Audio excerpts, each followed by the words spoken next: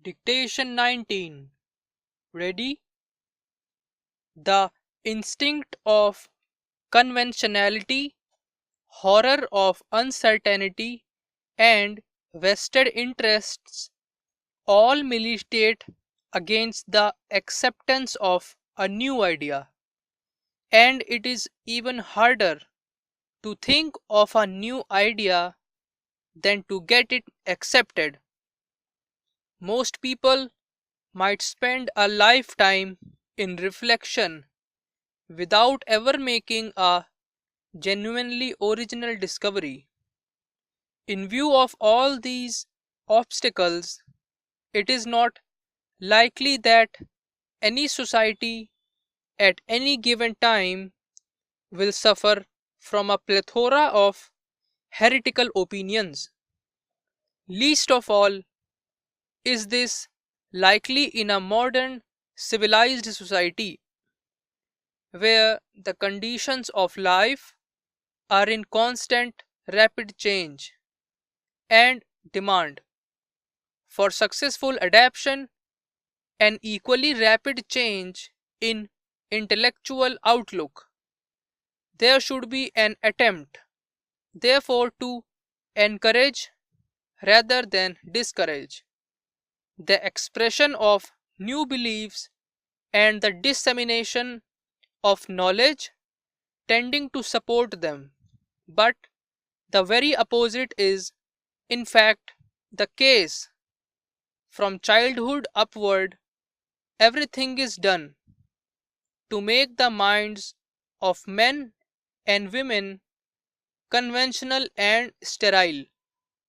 And if by misadventure some spark of imagination remains, its unfortunate possessor is considered unsound and dangerous, worthy only of contempt in time of peace and of prison, or a traitor's death in time of war. Yet such men are known to have been in the past the chief benefactors of mankind, and are the very men who receive most honor as soon as they are safely dead. The whole realm of thought and opinion is utterly unsuited to public control. It ought to be as free and as spontaneous as is possible to those who know what others have believed. The state is justified in instincting that children shall be educated, but it is not justified in forcing their education to proceed on a uniform plan and to be directed to the production of a dead level of glib uniformity. Education and the life of the mind generally is a matter in which individual initiative is the chief thing needed. The function of the state should begin and end with insistence on some kind of education, and if possible a kind which promotes mental individualism, not a kind which happens to conform to the prejudices of government officials. Questions of practical morals raise more difficult problems than questions of mere opinion. The thugs honestly believe it in their duty to commit murders, but the government does not acquiesce.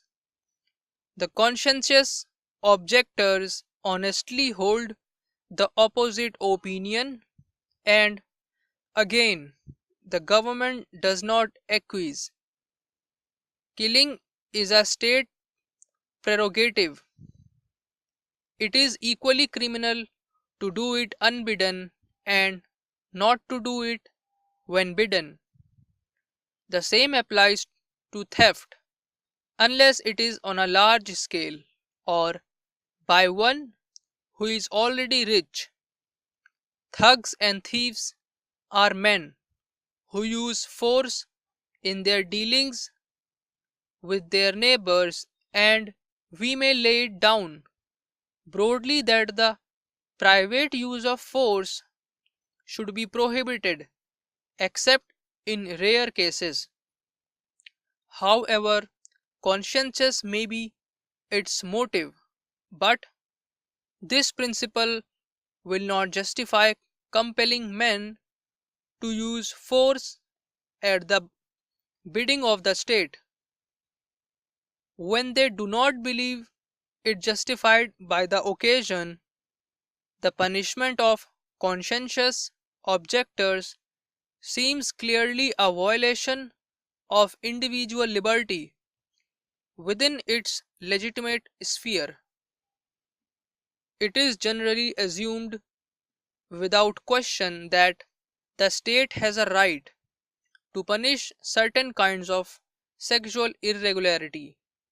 No one doubts that the Mormons sincerely believed polygamy to be a desirable practice, yet the United States required them to abandon its legal recognition, and probably any other Christian country would have done likewise.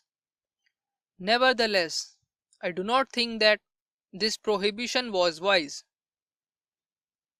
Polygamy is legally permitted in many parts of the world, but is not much practiced except by chiefs and potentates. If, as Europeans generally believe, it is an undesirable custom, it is probable that the Mormons would have soon abandoned it, except perhaps for a few men of exceptional position. If, on the other hand, it had proved a successful experiment, the world would have acquired a piece of knowledge which it is now unable to possess. I think in all such cases, the law should only intervene when there is some injury inflicted without the consent of the injured person.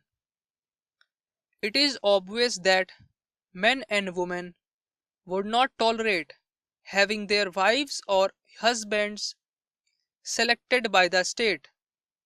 Whatever eugenists have to say in favor of such a plan, in this it seems clear that ordinary public opinion is the right, not because people choose wisely, but because any choice of their own is better than a forced marriage. What applies to marriage ought also to apply to the choice of a trade of profession. Although some men have no marked preferences, most men greatly prefer some occupations to others. Although some men have no marked preferences, most men greatly prefer some occupations to others, and are far more likely to be useful citizens if they follow their preferences than if they are thwarted by a public authority. The case of the man who has an intense conviction that he ought to do a certain kind of work is peculiar, and perhaps not very common, but it is important because it includes some very important individuals. In cases of this kind, the individual conviction deserves the greatest respect, even if there seems no obvious justification for it. Finished.